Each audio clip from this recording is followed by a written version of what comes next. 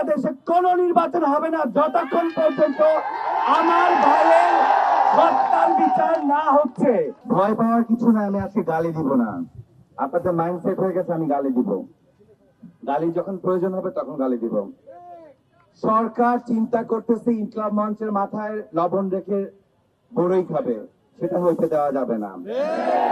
আমার ভাই গেছে, আন্দোলন চলবে, কিন্তু হাদি ভাই কখনো কোনোদিন এই 16 মাসে একটা আন্দোলনে একটা কোনো কিছু ভাঙচুর করতে আমাদের সেই শিক্ষা দেয় নাই।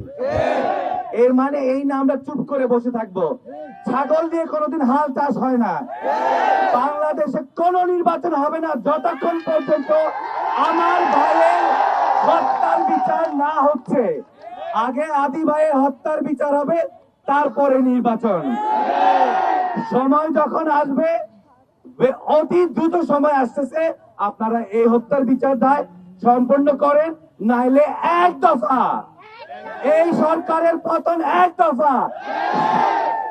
আমার হাদি ভাই এখন একটা না, 18 কোটি এখন আমার হাদি ভাই। সরকার যদি নিজের গদি ঠিক রাখতে চান, নির্বাচন এজেন্ডা ঠিক রাখতে চান, সবার আগে অতি দ্রুত ট্রাইব্যুনাল গঠন করে এই হত্যার বিচার দায় কমপ্লিট করেন, তারপরে নির্বাচন।